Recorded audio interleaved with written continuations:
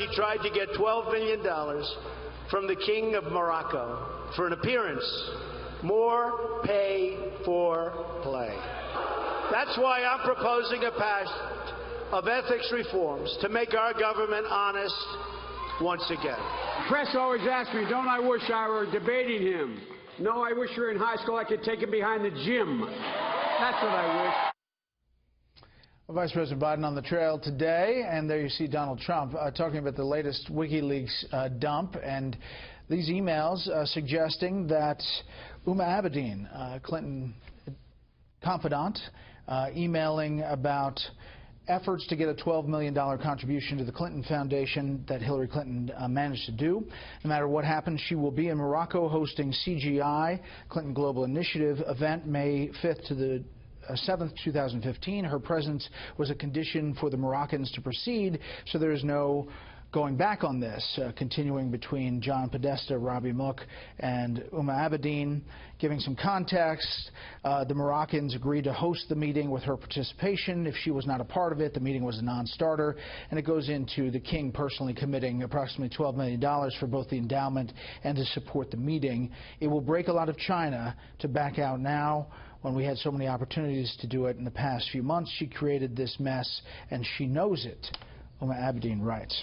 Now, the Clinton campaign, not going into details on all of these, but they point out that this is after she left the State Department, and they want to make that clear, which is clear, but there are many other emails showing Clinton definitely interaction with the Clinton Foundation throughout her time at State. Let's bring in our panel. Jonah Goldberg, senior editor at National Review. Leslie Marshall, syndicated talk radio host and Fox News media analyst, host of Fox's Media Buzz, Howard Kurtz. Okay, Howie, these emails keep coming. We keep on digging into them, some of them more interesting than others. This, I think, is the worst one, because so many of the other hacked emails involve what people around Hillary Clinton are saying, the internal sniping and all that. Here you have Uma Abedin saying Hillary created the mess. It's about Hillary Clinton herself. And yes, she had left the State Department, but she was still widely considered to be a very likely Democratic nominee. Everybody knew that. And I think when we saw Chris Wallace at the debate ask Hillary Clinton about conflicts at the Clinton Foundation, and when she tried to deflect that by talking about the great humanitarian works of the family foundation, we see that this is an area of vulnerability for her that she doesn't really have a strong answer to, except to talk about Russian hackers and the works, admittedly the good works of the foundation. Leslie. Well, I don't agree. I don't agree that this is the worst WikiLeaks dump, if you will. One, she was not Secretary of State at the time. She did not end up going to Morocco, so I don't know how much China was broken. And I know people may think I'm crazy, but I think that we're more intelligent and not as naive to think that whether it's the Clinton Foundation or other organizations, if somebody says, look, I have this big check, but you guys got to show up at this, this happens. I mean, she was not running at the time. She was not Secretary of State at the time. She did not end up going. You're saying it's and then politics again, as usual. I think it is partially politics. I know people may be sick of politics as usual, but if we are so naive to believe that after this election on November 8th, whether here in Washington or throughout our country with every organization, it just comes to a stop if Donald Trump's president as opposed to Hillary Clinton, I think we're delusional. John. Yeah, if the genesis of this had been when she was at the State Department, it would be criminal, but it's not, so it's just tawdry. And I agree this kind of thing happens a lot. I take a step back about this. I've always seen the Clinton Foundation, yes, they do a lot of charitable good works, but by my lights, the charitable good works were a cost center, like the electric bill. The reason why the foundation exists wasn't to do good works, it was to serve as sort of a place to park lugubrious, sycophants like Sidney Blumenthal and other henchmen, a place to sort of serve as a super PAC, a place to park her campaign while they were government in exile, and they had to justify all of this by doing charitable stuff.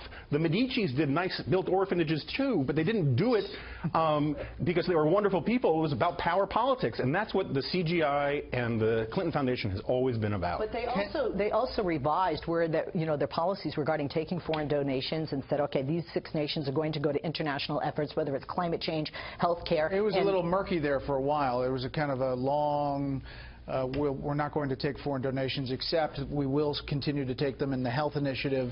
So it was a little messy. How much is this breaking through, Howie? I mean, how much is any of this breaking through? I think to a very limited degree, and for two reasons. One is it tends to be complicated stuff. It's hard to explain, even then you're set up in a sentence what was wrong. You got to know the context. You got to know who the aides are, which country. And the second reason is that Donald Trump continues to dominate the news coverage. And if we weren't talking about his female accusers and the answer that he gave at the debate to Chris Wallace about not necessarily accepting the outcome, then the Clinton Foundation, the emails, and all this would be getting a lot more oxygen. I mean, there's other parts of it, and they're finding more classified emails in the exchanges. There are concerns about a special ops mission that was in some of these emails, and it seems to some that the FBI, decided this was it. We're not going to go any further down this road. What about this video that shows her talking about cybersecurity and the importance of it to State Department employees? The problem is it establishes that she's a complete hypocrite about a lot of these things. It establishes a lot of things that we already knew, that she knew that she wasn't supposed to have this email. It wasn't done for her convenience.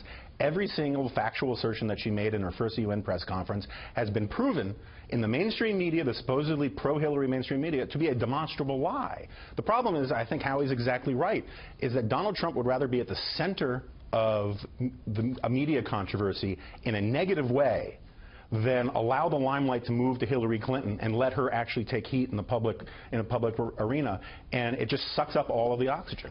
Speaking of sucking up oxygen, I was at the Al Smith dinner last night, and there were some real eggs of jokes that did not go on either side, actually. I know the focus has been on Donald Trump, but Hillary Clinton had some losers as well. Cardinal Dolan spoke about it on the Today Show about another conversation.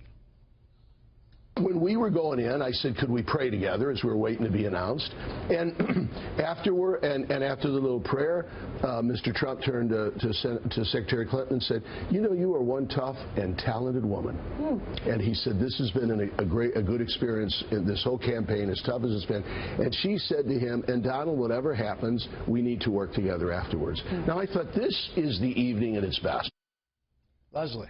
We didn't really see that part of it. No, I think this is an example of that public and private thing, right? Because they reach. Come on, look, both of them laugh. Some of those jokes are very, very funny. Oh, the good ones were very funny. And actually, I had people tell me, Republican friends of mine, tell me, if I had seen that Hillary on the campaign trail, I may not hate her so much. Seriously, they were like, she was funny, she was more relatable, they liked her more. I agree with you. There were some jokes, they call it in comedy out in L.A. where I live, going blue, and I was like, but I think that overall, and not just because she's my candidate, I thought that Donald kind of missed what it was about. And you know what these things are about, which is, one, the great work that Catholic Charities does in raising the money, two, a little self-deprecation, and three, some jabbing, roasting, being funny. Not a campaign, not a debate, not a time to be attacking, and not a time to mention Catholicism in a negative light. Yeah, I mean, had he ended on the Melania speech joke, he had the whole crowd. That was a great one. If he dropped the mic and said, raise money for Catholic kids or kids in New York, it would have been fun. I think we can all agree at this table that going to a Catholic charity dinner and getting booed is not a good thing less than 3 weeks out. But at the same time, if this is being so overplayed, I don't think it's going to move 10 votes. I know the media are kind of obsessed with it, how badly Trump did. It's the classic example of when a candidate is struggling, then everything, and Trump clearly with the self-inflicted wound of the debate and the poll slipping, everything becomes a metaphor for how badly the candidate is doing. The plane is stuck in the mud, just like the campaign. And that's what I think happened here at the Al Smith debate.